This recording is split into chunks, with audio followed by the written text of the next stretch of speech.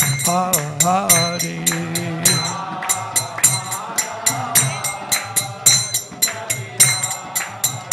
Jaya Radha Madhava Kunda Bihari.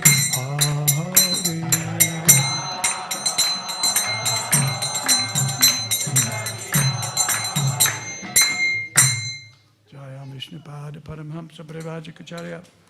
Asto Tadasadashi Śrīmad, His Divine Grace A.C. Bhaktivedanta Swami Maharaj, Srila Prabhupada ki, Ananta Koti Vaishnava Vrinda ki, Namacharya Srila Haridas Thakur ki, Prem Sega Ho, Sri Krishna Chaitanya Prabhu Nityananda Sri Advaita Gadadhara Shiva Sari Gaura Bhakta Vrinda ki jai.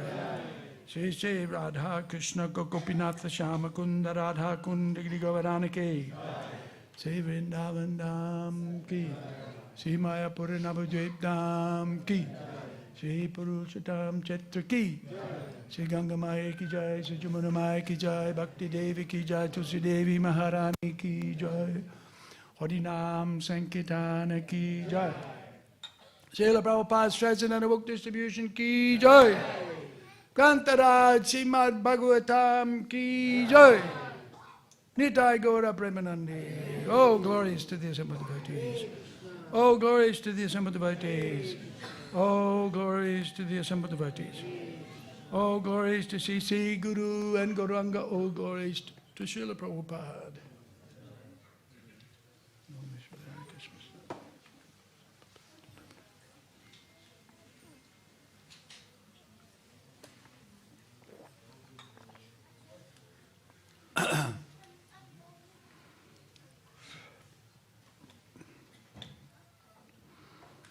Om Namo Bhagavate Vasudevaya.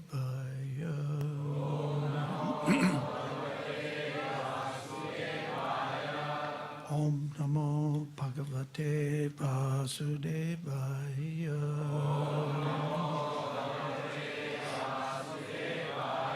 Om Namo Bhagavate Vasudevaya.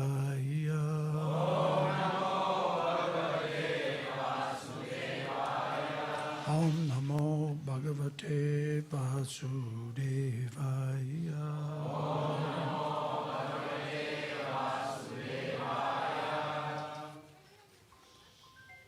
We're going to read today from Śrīmad Bhāgavatam, Canto 10, the Summum Bonum, Chapter 1, the Advent of Lord Krishna, Introduction, text number 4. Is that what we've got up there? Yeah. Nivrittata Rupagiyamanad Bhavo Sadach Trotra Mano Birama Ka Uttama Shloka Gunanuvadat Puman Virajeta Bina Pashukna Nivrittatar Shaya Rupagiyamana Bhavo Shadach Chotramano Birama Ka Uttama Shloka Gunanuvadat Puman Virajeta Bina Pashugna Nivrittata Shaya Rupagiyamana Bhavo Shadach Chotramano Birama Ka Uttama Shloka Gunanuvadat Puman Virajeta Bina Pushagnat.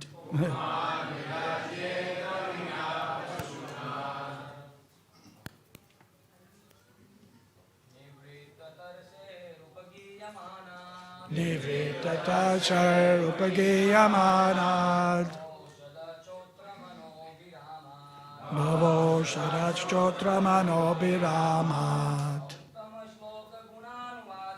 Kautama Shloka Gunanuvadat.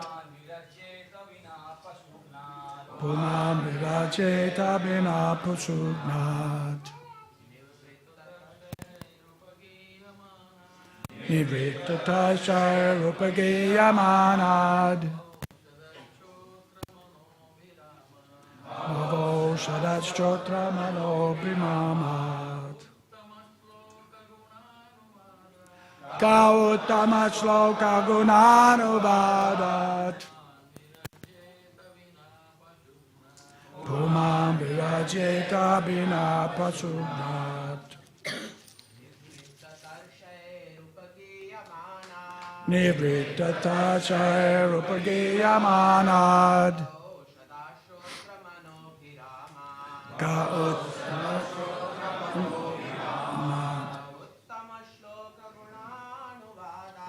Kautama Shloka Gunanuvadat.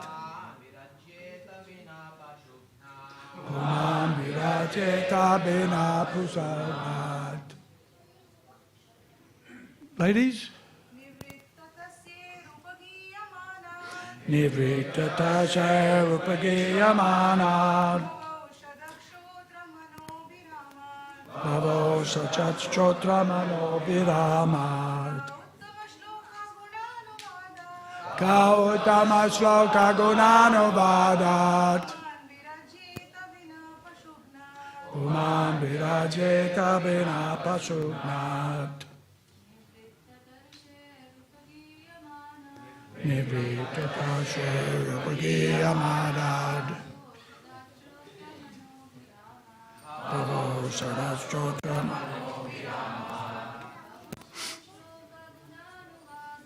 Kautama Shloka Gunanuvadat. Pumam Virajeta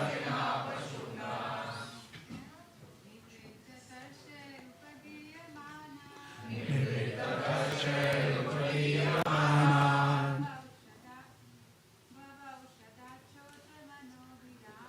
Bhavo Sharachchotra Mano Biramat.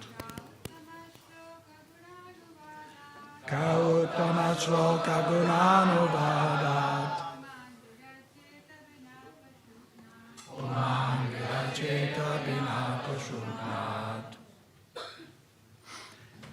Nivritta, released from. Tarchai, lust or material activities. Upagiyamanat, which is described or sung. Bhava Oshadat, which is the right medicine for the material disease. Shrotra, the process of oral reception. Manaha, the subject matter of thought for the mind. Abhiramat, from the pleasing vibrations, from such glorification. Kaha, who? Uttama Shloka, of the Supreme Personality of Godhead. Guna Anuvadat, from describing such activities. Puman, a person. Virajeta, can keep himself aloof. Bina, except. Pasugnat, either a butcher or one who is killing his own personal existence. Glorification of the Supreme Personality of Godhead is performed in the parampara system. That is, it is conveyed from the spiritual master to disciple. Such glorification is relished by those no longer interested in the false, temporary glorification of this cosmic manifestation. Descriptions of the Lord are the right medicine for the conditioned soul undergoing repeated birth and death. Therefore, who will cease hearing such glorification of the Lord except a butcher or one who is killing his own self?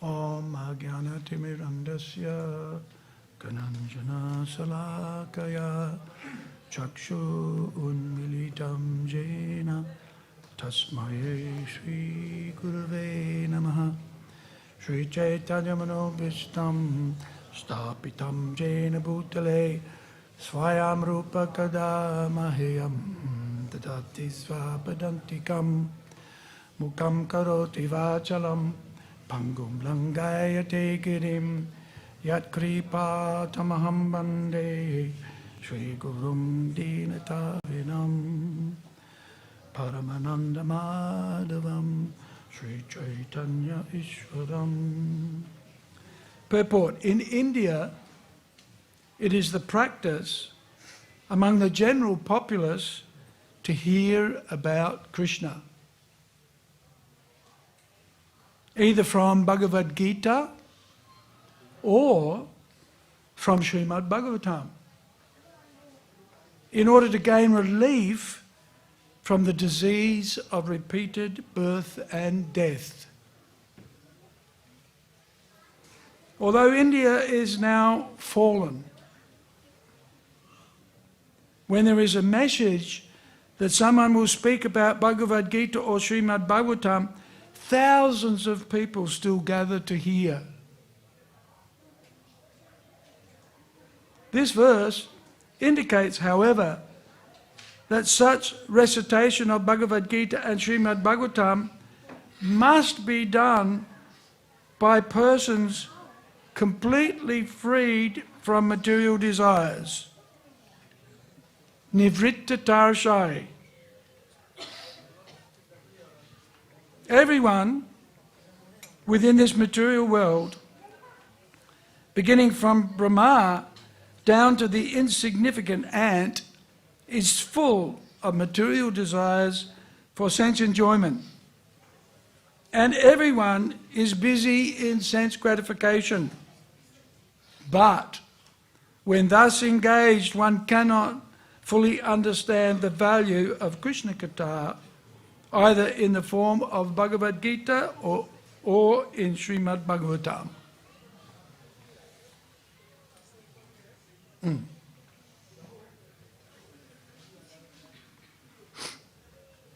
If we hear the glories of the Supreme Personality of Godhead from liberated persons, this hearing will certainly free us from the bondage of material activities. But hearing Śrīmad Bhāgavatam spoken by a professional reciter cannot actually help us achieve liberation. Krishna Katha is very simple. In Bhagavad-gita it is said that Krishna is the Supreme Personality of Godhead. As he himself explains, Mata parataram nanyat kinchid asti dhananjaya. O Arjuna, there is no truth superior to me. Bhagavad-gita chapter 7, text 7. Simply by understanding this fact, that Krishna is the Supreme Personality of Godhead, one can become a liberated person. But, especially in this age, because people are interested in hearing Bhagavad-gita from unscrupulous persons who depart from the simple presentation of Bhagavad-gita and distort it for their personal satisfaction, they fail to derive the real benefit. There are big scholars, politicians, philosophers, and scientists who speak on Bhagavad-gita in their own polluted way. And people in general hear from them, being uninterested in hearing the glories of the Supreme Personality of Godhead from a devotee. A devotee is one who has no other motive for reciting Bhagavad-gita and Śrīmad Bhāgavatam than to serve the Lord. Sri Chaitanya Mahaprabhu has therefore advised us to hear the glories of the Lord from a realized person, Bhagavat Paro Diya Bhagavat Stane. Unless one is personally a realized soul in the science of Krishna consciousness, a neophyte should not approach him to hear about the Lord, for this is strictly forbidden by Srila Sanatana Goswami, who quotes from the Padma Purana.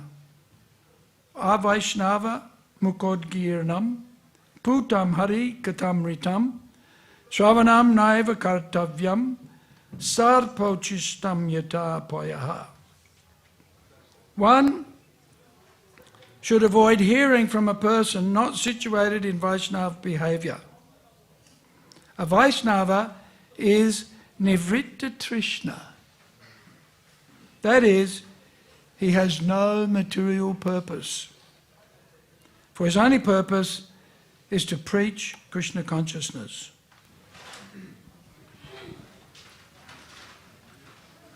So-called scholars, philosophers, and politicians exploit the importance of Bhagavad-gita by distorting its meaning for their own purposes. Therefore, this verse warns that Krishna Katha should be recited by a person who is Nivritta Trishna. On Janmashtami, we're all Nivritta Trishna, right? Free from material desires.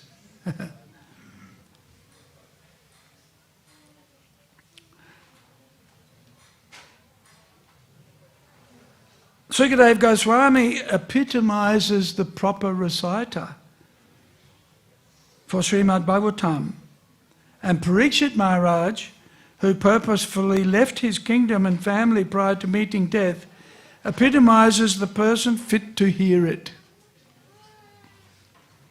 A qualified reciter of Śrīmad Bhāgavatam gives the right medicine, bhava-oshadhi, for the conditioned souls. The Krishna consciousness movement is therefore trying to train qualified preachers to recite Śrīmad Bhāgavatam and Bhagavad-gita throughout the entire world, so that people in general, in all parts of the world, may take advantage of this movement and thus be relieved of the threefold miseries of material existence. And the purport goes on. So, it's very interesting. In the translation to this verse, Srila Prabhupada says, the glorification of the Supreme Personality of Godhead is performed in the Parampara system. Now, is there a mention of the Parampara system in the translation, in the word for word? Well, strictly speaking, no. Right?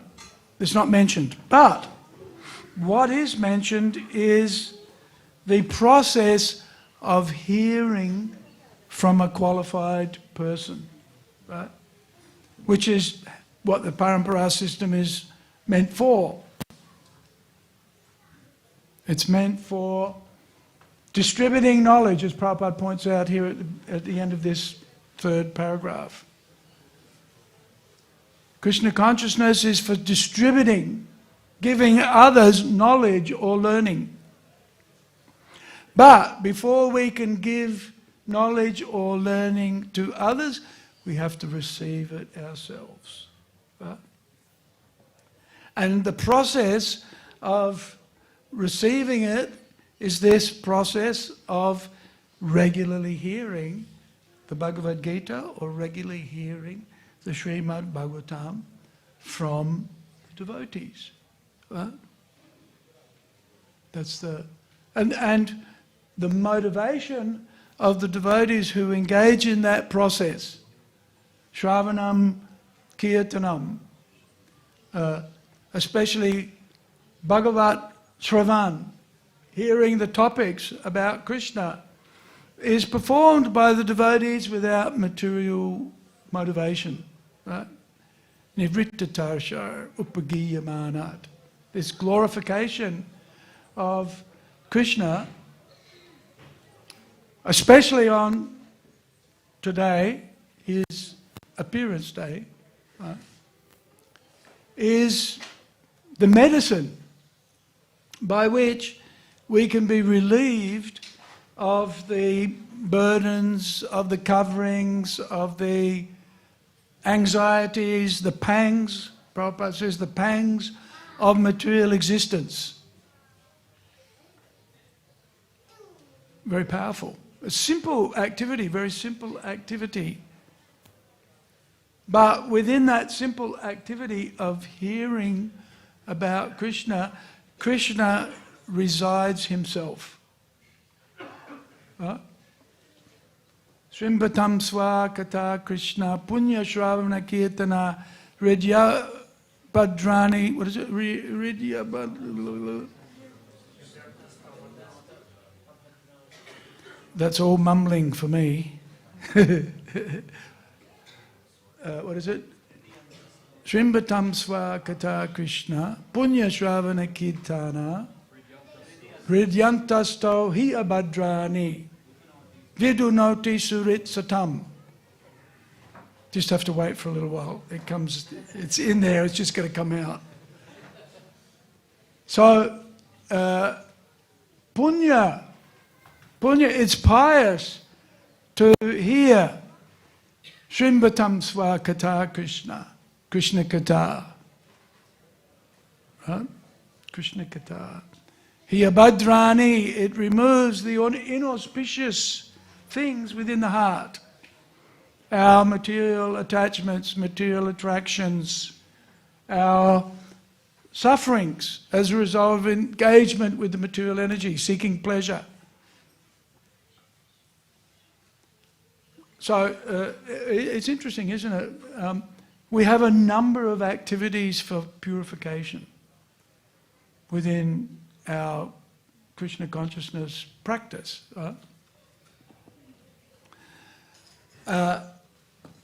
What's the first, do you think? Hands up if you think you know what the first might be.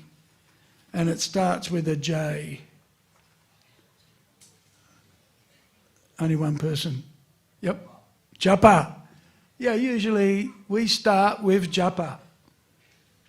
Right? Then what comes after japa? Do you think? Huh? Service. It's all service. Yep. That's right. I would say deity worship. Right? Worship of the deity. We get up early, we chant japa, then what do? We go to Mangalati. Is that what you do? Hands up if that's what you do. Whoop, whoop. If you're living in the temple, that's what we were trained to do. in the Brahmacharya ashram, in the Sankirtan section of the Brahmacharya ashram in 1978. You know what time the alarm clock went off? What time do you reckon it went off? Huh? 2 o'clock. No, that's fired up. Yes. What time do you reckon? 10 to 3. And then there was a competition to get to the shower. We had a joke, that Atmarama would run past the fish pond and dip his toothbrush. He'd be ready with his competition. So usually japa. And Prabhupada did this also. Prabhupada would rise very early in the morning. Actually, most often Prabhupada would rise early to translate. But Prabhupada's book publishing was in Prabhupada's DNA. And so he just did that till the end of the last of his pastimes. He kept on translating the Śrīmad Bhāgavatam, which is again part of this process. Right? Prabhupada was translating the Bhagavatam to give to others, right? To distribute to others, for the benefit of others. Right? After Prabhupada had translated for some time, then he would chant, often would chant japa, very early in the morning. A really nice book to read is Jamuna's biography. And in the beginning of that, it's an autobiography, right? So there's two parts of Jamuna's biography. One she wrote herself, so that's autobiography, but then the last part was written by her friend, right? So there's two sections. But in the first section, she relates time spent with Srila Prabhupada, right? And very early in the morning, Prabhupada would be up, wherever he was travelling, 1 o'clock or 2 o'clock in the morning, and she would rise at the same time to be with Prabhupada, not exactly to be with Prabhupada, but to be in the same space as Srila Prabhupada was. Right? And Jamuna and Srila Prabhupada had a very close relationship, very, very close. Right? Like father and daughter. So she would rise early, and then Prabhupada would be, if they were on, travelling Sankirtan on a tour, Prabhupada would find a very quiet location, and then he would chant japa, walking up and down. And Jamuna would sit nearby and also chant japa. Huh? So, at least in an ISKCON temple environment, japa first. Then Mangalati. So what's Mangalati? What's the arti part of? What was that? Hands up if you think you know what arti is part of. Raise your hands. Bhakti sir? Deity worship. Yes, Murti Seva. Then after Murti Seva, what do we do? More japa. More japa. Then more Murti Seva. Then what? Worship of Prabhupada. But that's also Murti Seva when you think about it. Right? It's part of deity worship. Then Śrīmad Bhāgavatam. Hearing the Śrīmad Bhāgavatam. And with this, with the Nivritta Tarashara, without a... Tarashara means thirst, literally means thirst. Right? So without thirst, or without thirst for material things. And it occurred to me, this is Tarashara and thirst are quite similar. Right? If you look at the construction. And in fact, not that I'm a great etymologist, but I have my AI friends to help me. And thirst, Krishna, and the word thirst has a similar root, or same basic root. And in English, that root is dry, right? Dry. So when you're dry, how do you feel?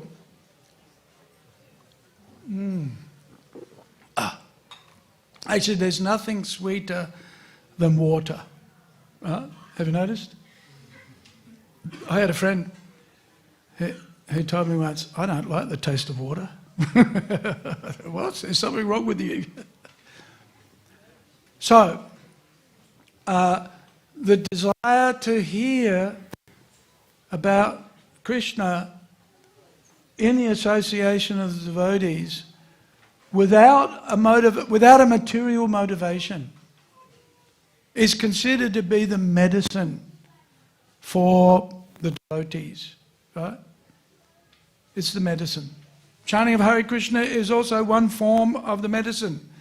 Japa is a form of the medicine. Hearing and discussing the Śrīmad Bhāgavatam is a form of the medicine. Kirtan, Sankirtan is also part of the medicine. Right? And so Prabhupada makes an interesting point here in this purport that the first thing he says is that India is fallen. Huh? People are fallen in India. Have you noticed that? Huh? But the funny thing is, India is also the most pious place on the planet. Right? So how do we resolve that? And Prabhupada makes the point. Why is it such a pious place? It's because whenever there's an opportunity to hear about the Bhagavat-gita or the Śrīmad Bhāgavatam or the Ramayana, then people gather in their thousands. Right? Why is that?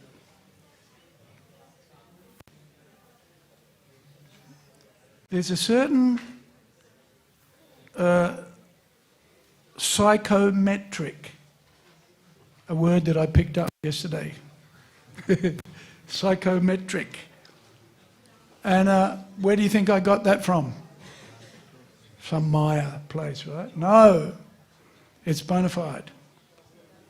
The devotees at the Bhaktivedanta Manor did a study on their preaching and on the audiences that they're dealing with, right? And of course, we classify or we analyze people by demographic.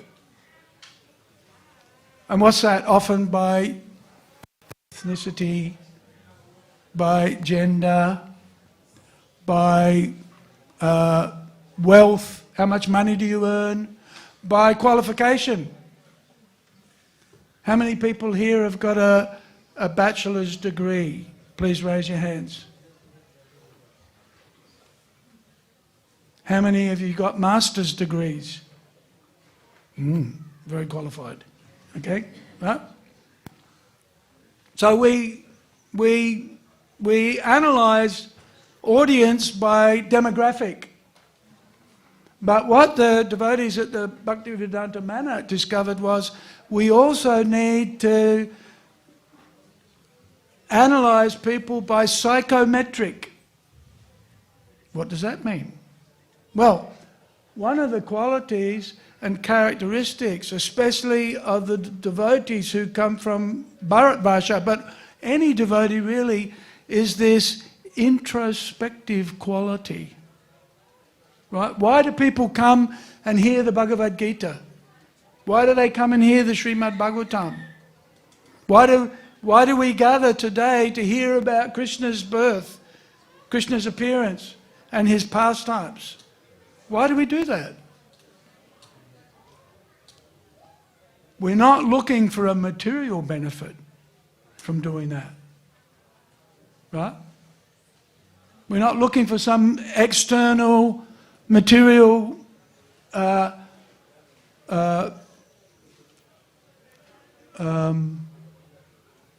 advancement. We may get it, but that's not what we're looking for. Huh? And one of the qualities of a devotee, as is exemplified here by Maharaj Parikshit, right? Maharaj Parikshit is now asking Sukadeva Goswami, please explain to me the pastimes of Sri Krishna. What was his appearance? Right? How many years did he live in Vrindavan? Why did he kill the brother of his sister? Right? usually, why did he kill the brother of his mother?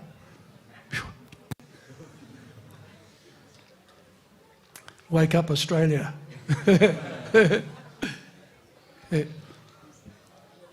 Why? So can you imagine, right? Ordinarily, your uncle is to be respected, right? The brother of your mother is to be respected, right? So, good question.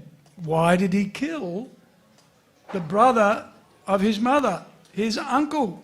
Good question, right? No, ordinarily you wouldn't be killing your uncle and be glorified for it, right? So it's contradictory, right? It's contradictory. So why, right? So this is one of the characteristics or one of the qualities of a devotee is that they question. They ask questions, right?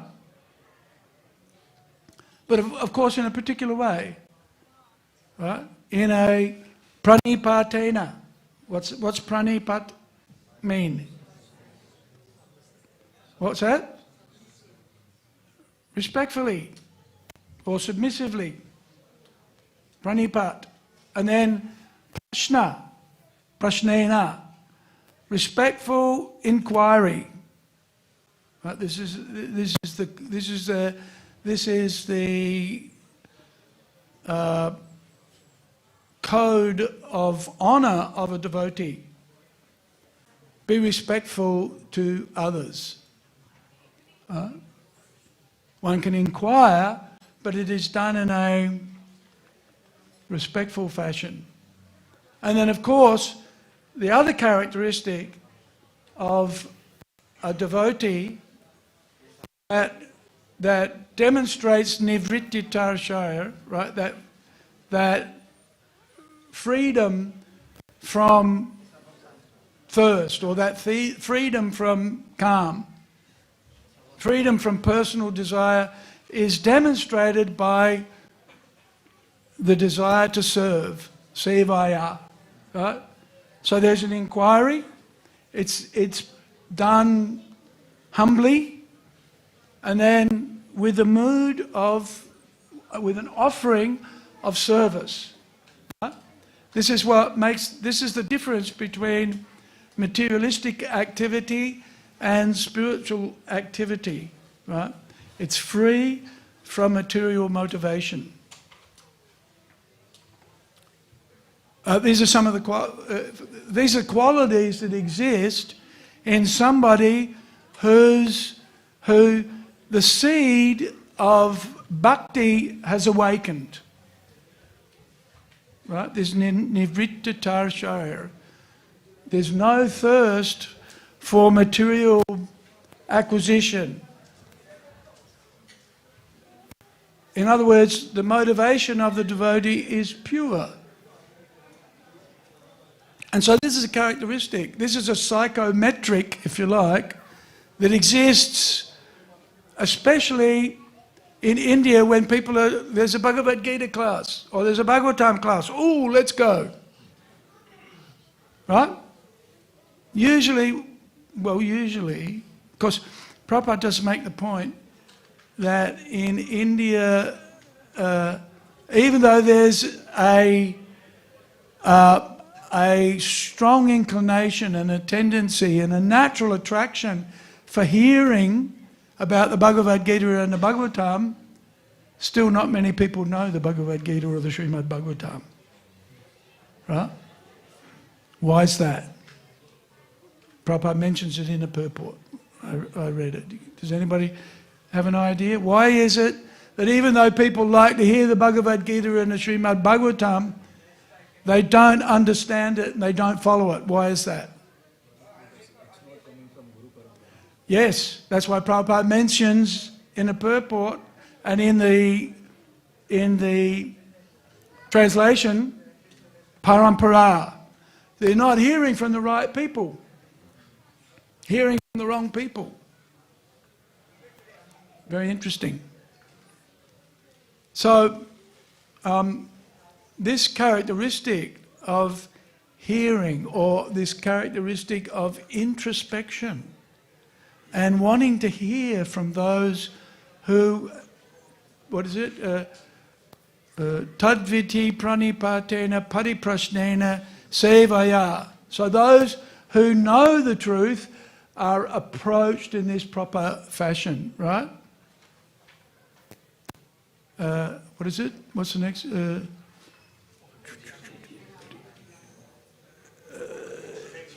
Upadekshanti te jnanam jnaninas tattvadashanaha. Is that right? Yeah. We approach the right person for the truth. And because the wrong persons are being approached, people don't get the right understanding of who is Krishna. What is Krishna's purpose? Why did Krishna kill his uncle? Huh? Anybody know? Why did Krishna kill his uncle? Huh? To establish Dharma. In a roundabout way, yes. Actually, he had to kill him because he was trying to kill him. And the residents of Vrindavan. Huh? So it's very interesting. The Śrīmad Bhāgavatam, the 10th canto of the Śrīmad Bhāgavatam, describes Krishna's Leela, 90 chapters of the Śrīmad Bhāgavatam. And the first 4, hang on, let me just get this right.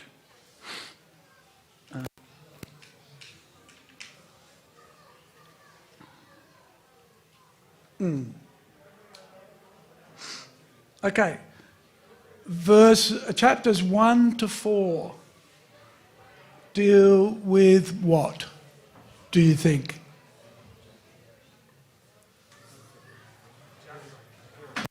Huh? The appearance, yes, and specifically the prayers of the demigods. So it's interesting, Mataji mentions, why did Krishna kill Kamsa? To establish Dharma. Broadly, yes. Broadly, yes, he did.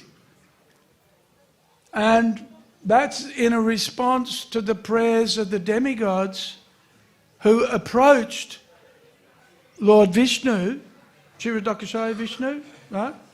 After Bhumi came to Brahma and said, I'm suffering so much because of the preponderance of kings who are ill-motivated, improperly trained, exploiting the citizens. Very interesting. That within Krishna's appearance is the whole, what should we call it? The whole universal affairs. And what is ultimately the tension or the tussle or the struggle between the devotees and the demons. Right? This is the beginning of the 10th canto of the Bhagavatam. We hear the story of Bhumi approaching Brahma, and then Brahma and the demigods going to the ocean of milk and offering prayers to Lord Vishnu, who's residing in Svetadweep. He's lying there, resting, right? And this is pretty amazing, isn't it, really? Because most people from India have no problem with this story, right? God's lying in an ocean of milk on Ananta Sage, and his feet are being massaged by Lakshmi. Right? If you say that to a Westerner, they'll go, far out. You are crazy. Right? Right? They'll have to hear this information many times to even just get their head around it. Right? But there are still people let's get back to psychometrics. There are still people, even if they're not Indian, who are inquisitive, right? Or can be taught these things, right? In fact, have to be taught these things. Right? So then, what did Lord Vishnu do? He sent a message to Lord Brahma, right? Telepathically, message to Lord Brahma. The Adikavi, Adikavaya is described in the Bhagavatam. He's the original learned person. So why is the original learned person? Because after performing austerities for many thousands of years of the demigods, the Lord appeared within his heart, right? And instructed him how to construct the whole creation. That's why Lord Brahma is understood to be the most pious individual. He received instructions personally from Lord Vishnu, right? And so he instructed Lord Brahma, I will appear very soon in order to rectify. And so we have in the Bhagavad-gita, Paritranaya sadhunam vinasaya chaduskritam. Right? The first two, to protect the devotees, and vinasaya chaduskritam, kill the demons. Right?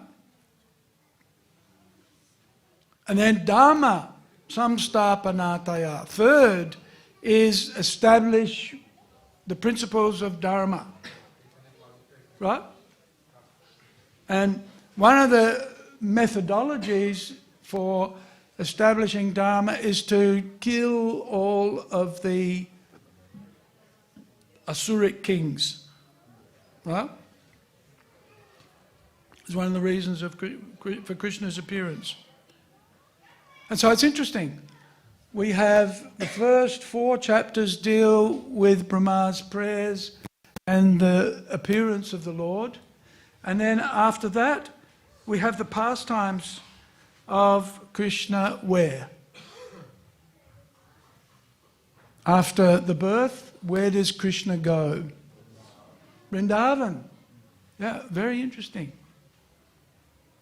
It's interesting how Krishna appears in Mathura, and what does he reveal in Mathura to Devaki and Vasudeva? How does he reveal himself? 4 arms, right? And 4 arms. And sometimes he has more than 4 arms. Right? This is another thing that blows out the minds of the Westerners, right? They think God's just formless, some energy, brrr, right? Just humming away quietly to itself. Right? But the pious Hindus, they easily accept God's a person, right? And that he's special. Why? Because he has 4 arms, right? Be quite handy to have 4 arms, wouldn't it? Or more, even, for that matter. Right? So, in Mathura, where Krishna first appears, he appears as that Supreme Personality of Godhead with 4 arms. And so he establishes his identity as the supreme control. What is it? Ishvaraha Parama Krishna Satchit Ananda Vigraha Anadir Govinda Sava Karana Karanam. Right, so that's actually Krishna with 2 hands, right? But when he appears as just an ordinary person, then people don't appreciate that he's God. But when he appears with 4 arms,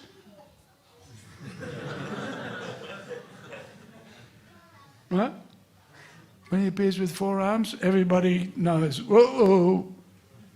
And in fact, it's very interesting because Krishna actually when he appears in Vrindavan as two arms, he does so to avoid the devotees treating him as the Supreme Personality of Godhead.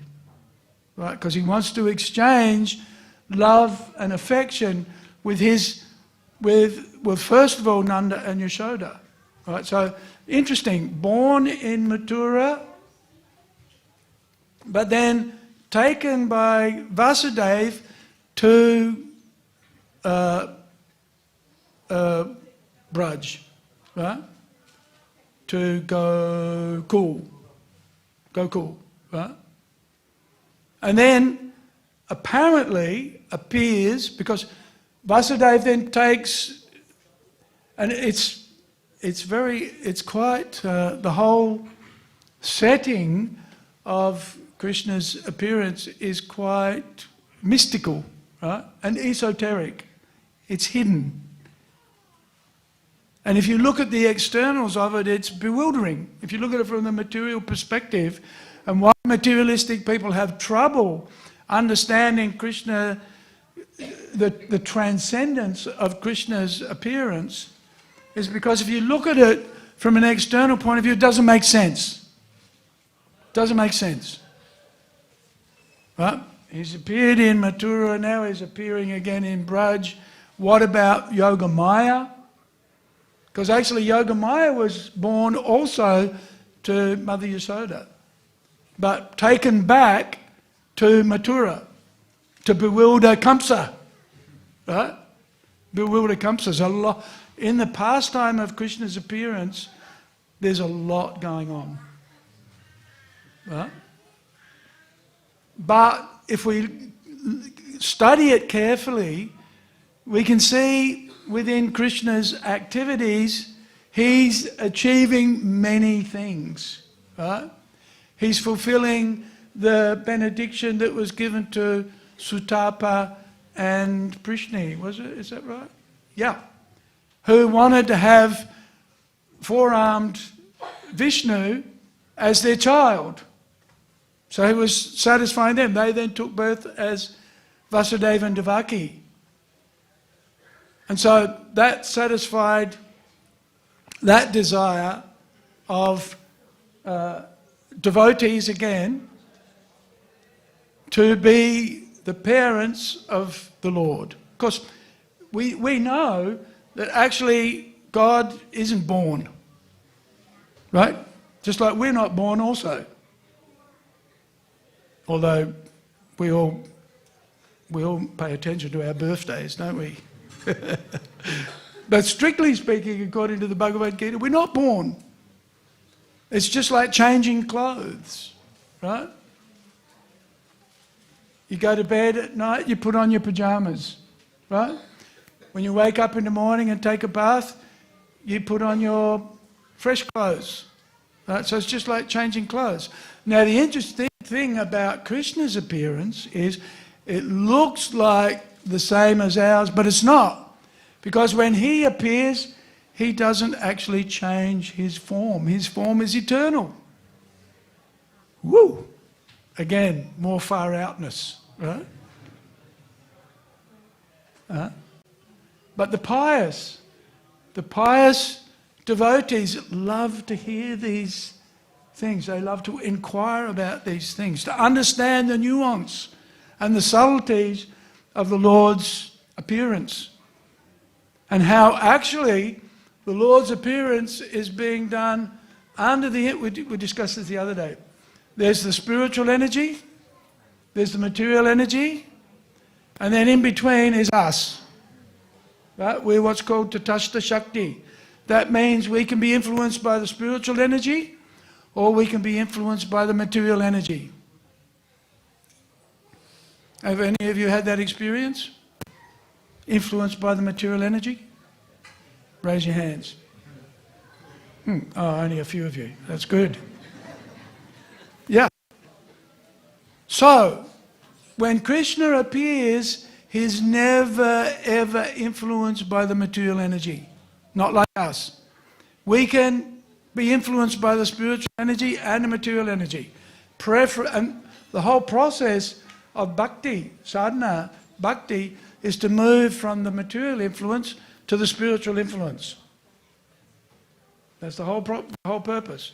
Whereas when Krishna appears, everything that he does is under the influence of the spiritual energy. Nothing, and Prabhupada gives the example, even though Krishna appears in the material world, he's not of the material world, right? And the example that Prabhupada gives of the king or the governor going to the prison, right? It looks like he's in the prison, but he can just walk out whenever he likes, right? So he's in the prison, notionally, but not bound by the laws of the prison, like the prisoners. Huh? So, let's get back to Hare Krishna.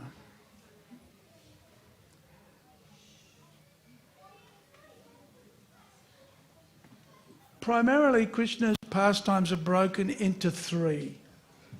Right?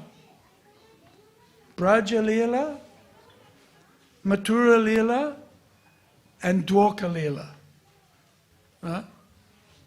And so, the first 4 chapters of the 10th canto of the Bhagavatam deal with Krishna's appearance.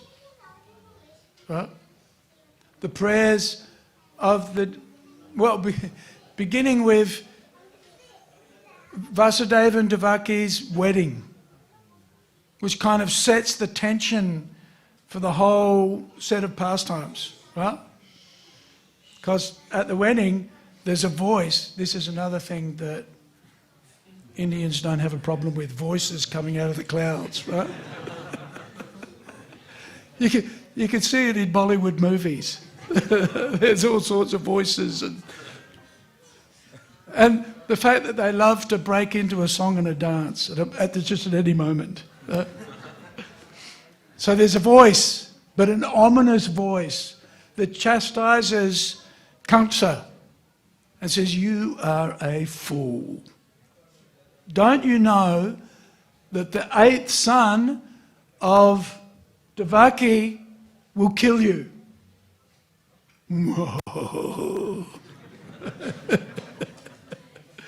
But this is serious. Right? This has a major impact on Kamsa. Right? It triggers his asuric bhav. He's a demon. And so what does he do? He takes a vow. Well, first of all, he imprisons his sister and his brother-in-law. Right? And then demands that every child be delivered to him. And then what does he do? Kills them. Oh, that's terrible, isn't it? When you think about it. So that's why when Balaram appears, it's interesting, Balaram appears but then disappears. Huh? Under the influence of Yogamaya, who's that spiritual energy. Yogamaya is that spiritual energy. Mahamaya is the material energy. So under the influence of Yogamaya, Balaram appears in the womb of Devaki, right? First. But then after a small amount of time, taken to Rohini's womb in Vrindavan. And we heard about, Gopi Vrindesh gave us the description the other day of all of those pastimes, very wonderfully presented. So first 4 chapters, Krishna's appearance, then 5 to 39 is Brajalila, right? Where Krishna manifests all of the intimacy of the Madhurya, Vatsalya, Sakya and Dasya rasa, even Shanta rasa in Vrindavan.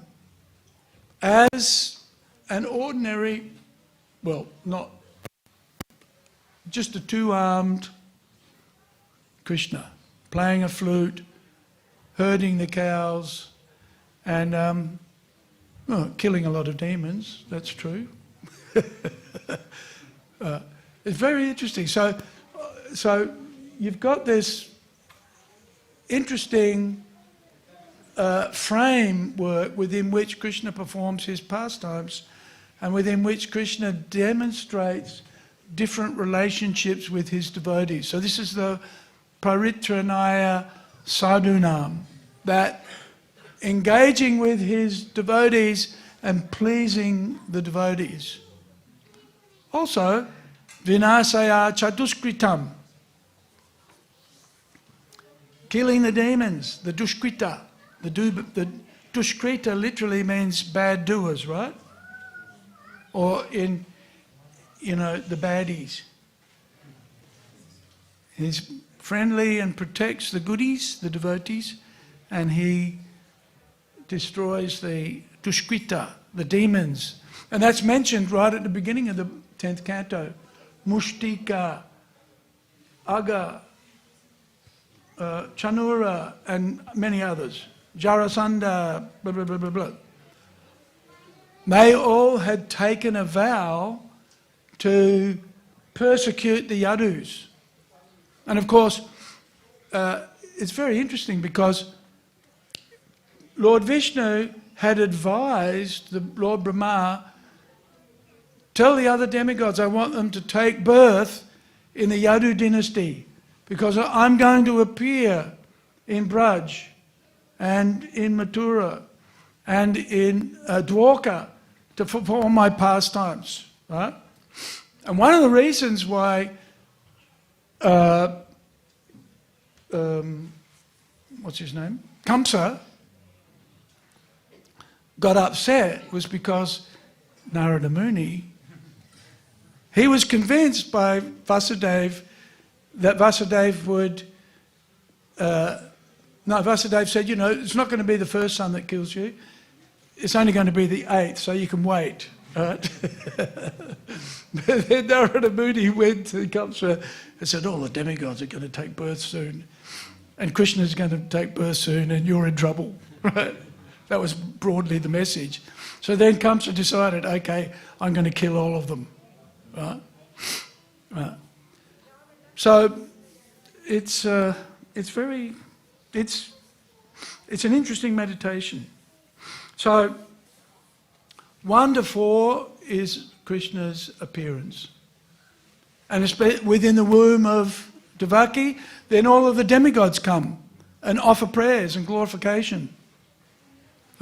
Then later, 3rd and 4th, I guess, is the actual appearance of Krishna. And then 5 to 39 is Brajalila, and then 40 is what? Here's for those who are scholars of the 10th canto of the Bhagavatam. What is chapter 40 about? If the next 41 to 51 are about Mathura's pastimes, what's happening in chapter 40? What is Krishna doing? Taking bath in the Jamuna and leaving with the Krura. And that was the cause of great distress for the residents of Vrindavan. They cursed Akrura practically because he took Krishna away, ostensibly took Krishna away to Mathura. So 41 to 51 is Mathura Leela, and then 52 to 90 is Dwarka Leela. Right? Now it's very interesting. At the end of the Dwarka Leela, we see the pastimes of the Battle of Kurukshetra, right? And that's where Krishna finalizes or completes his mission in terms of establishing Dharma, right? all of the kings, the impious kings, are destroyed. Right? Even some of the pious kings were destroyed in that fight, right? Except for who? Who were not destroyed? At the Pandavas. Yes, Krishna's close friends, the Pandavas. Konteya pratijanehi name bhakta pranasyati. Right? So, but what's the most outstanding activity of those pastimes, especially at Kurukshetra, where Krishna establishes dharma? What does he do? What do you think he does? Establishing the devotees as the leaders of the world. He does that, but more important than that, what does he do? He recites the Bhagavad-gita. Yes. He establishes religiosity on the basis of the Bhagavad-gita. How long ago was the Bhagavad-gita spoken? A long time ago, right? And we're still reading the Bhagavad-gita. Right? We're still reading the Śrīmad Bhāgavatam too, right? Nivrittita shai upagiyamanad. We love to hear the Bhagavatam and the Bhagavad-gita in the association of the devotees who are free from material desires. Right? We're not expecting anything out of this recitation of the Bhagavatam. Although there are some things that we earn. What happens when you hear the Bhagavatam? How do you feel? Huh? Feel closer to Krishna. How do you feel when you feel closer to Krishna? How do you feel? Happy. Yeah, that's why the people of India especially, know that if we go and hear the recitation of the Bhagavad-gita, if we go and hear the recitation of the Śrīmad Bhāgavatam, we become happy. Huh? Generally speaking, we don't get any material benefit from that. You know, you don't get money, you don't get fame. Although if you recite the Bhagavad-gita and the Bhagavatam, sometimes you may become famous. Right? Right? But that's not the reason why we do it. Right? In the Chaitanya, in the Bhakti Rasamrita Sindhu, one of the qualities of a devotee is mana sunyata. Do you know what that means? Mana sunyata. Yeah, no, not looking for praise. What is it? Chantir. And what's one of the first qualities that's mentioned? Chantir. It's also mentioned as a quality of a brahmana. What's chantir described as? Hands up if you know what chantir, the English translation is. Samodamastapasocham. Chantir, no, Samodamastapasocham. Chantir ajavam evacha. Jnanam vijnanam astikyam. Brahma kama svabhavajam. These are qualities of the brahmanas, right? So chantir. What does that mean? Huh? Peaceful. Tolerant. Yes, tolerant. Prabhupada also translates it as forgiving. Forgiveness. Right? Forgiveness.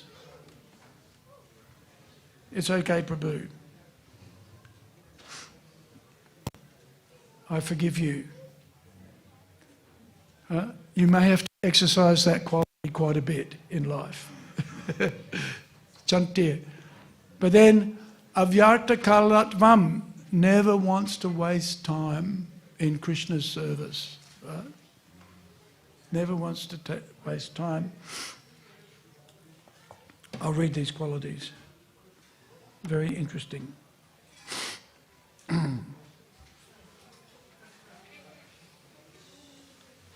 Virakti, another quality that manifests naturally in the heart of a devotee who's within their heart the love of the seed of love of Godhead is starting to ripen, right? Or starting to grow. Virakti, detachment. Here it is. Mana sunyata, absence of false prestige, right? So sometimes we may speak the Bhagavad-gita or the Śrīmad Bhāgavatam, and we may get some prominence from doing that, right? We may get prominence, just like every morning we hear Mahalakshmi. What was it this morning?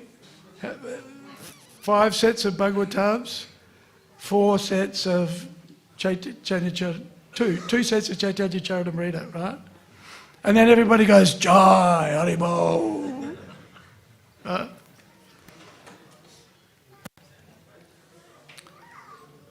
When I used to do Sankirtan, we were selling paintings in those days, and so those who collected the most got the biggest jais, right? And at the end of the week, we all got a photograph, right? Of Prabhupada, Gaunitai, Radha Vallabha, Jagannath Balarama, Subhadra. It was just a little thing, right?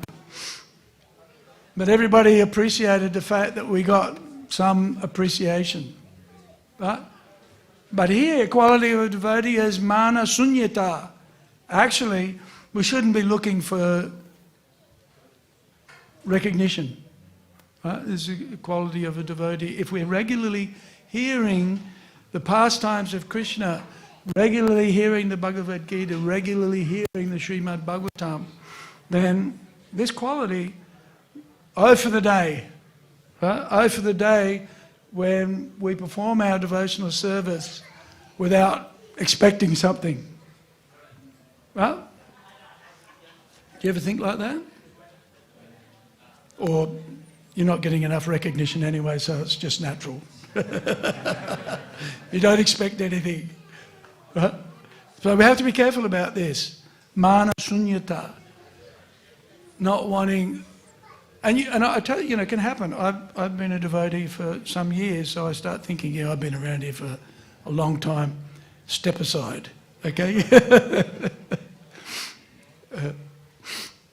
Sometimes, I don't know. I try to avoid thinking, and we should avoid. Of course, sometimes we will receive, I'm like a grandpa for the kids, right? And so, they come up and touch my feet. I say this to, Balab. Balab touches my feet, right? I said, Balab, do you let your friends touch your feet? He says, no way, no. I said, what are you touching my feet for?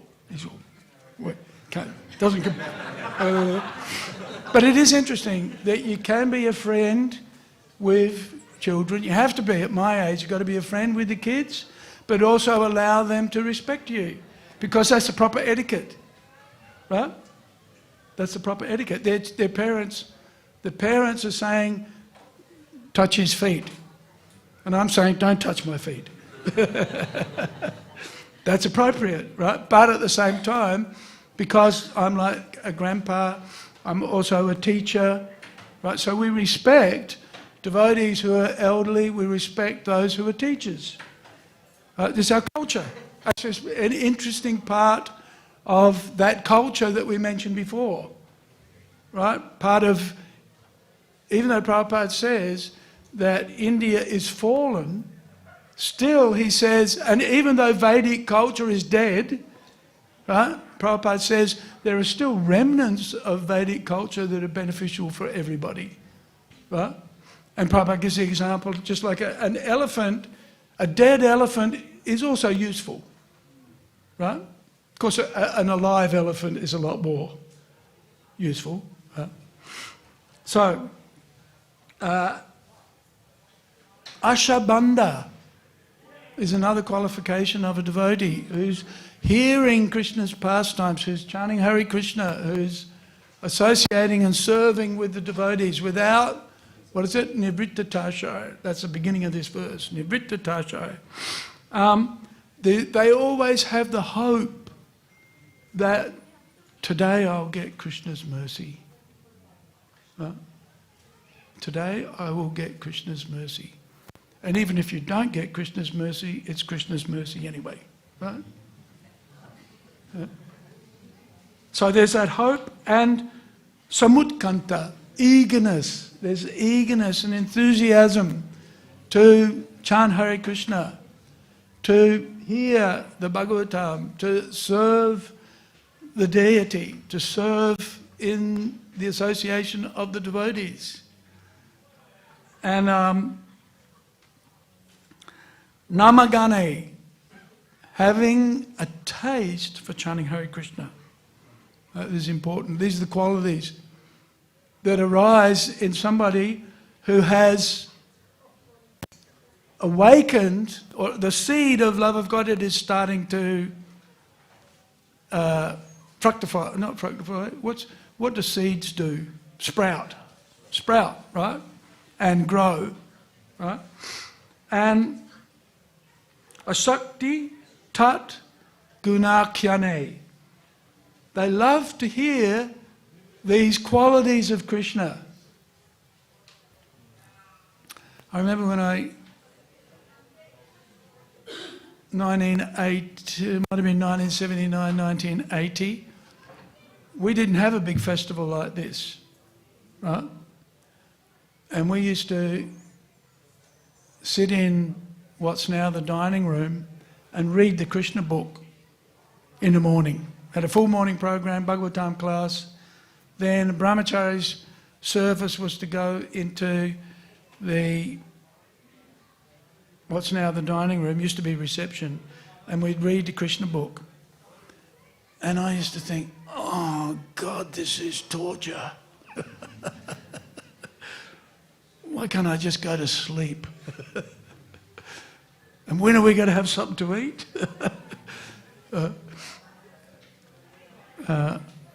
But these days I quite like to hear the Krishna book. I like to hear the pastimes of Krishna. I have some little bit of it, because I'll also fall asleep. Not fully awakened. But I remember when first we performed Janmashtami here, when I first engaged in Janmashtami, it was so hard to sit down and just hear Krishna's pastimes. And then, what is it? Priti tat vasati stale. Attraction or affection for places where the Lord resides, right? This is where Gaurnitai, Radha Ballabha, Jagannath, Balaram, Subhadra, Srila Prabhupada reside, and so we like to be here. Especially on Janmashtami, on Krishna's appearance day, we like to be with the devotees, with Krishna, serving Krishna. And the topmost service is giving Krishna to others. Later on this evening, all over Melbourne, we'll be celebrating Janmashtami with about 30,000 people, right? Do you like that? Yep. Yeah, I don't particularly. I know some of my friends don't like that. Oh, it's too crowded and I got to push and shove, and why aren't I the centre of attention? Or at least me and Krishna and not everybody else, right? But very interesting that our culture, the Vaishnava, our psychometric is we like to bring lots of people together to chant Hare Krishna, to hear the Śrīmad Bhāgavatam, to worship Krishna, especially on his birthday, on his appearance day. So it's our good fortune to be here. My good fortune to be here with you. let's celebrate Sri Krishna Janmashtami in grand style. Lots of guests to look after. Lots of service to do. At 1 o'clock tomorrow morning, have a guess what? There is going to be a big mess. So if you really want to test your sincerity and your advancement, let's see how enthusiastic you are at 1 o'clock in the morning to clean up. That's always... And then the big test, the really big test, is after doing that, how enthusiastic you are to rise at 4 o'clock and go to Mangalarti at 4:30. Krishna and Prabhupada had given us a spiritual challenge, if you like. And then, of course, tomorrow we're going to be celebrating Srila Prabhupada's Vyasa Puja at the Werribee Racecourse. So please come to the Werribee Function Centre to celebrate Prabhupada's Vyasa Puja tomorrow. It will be the first,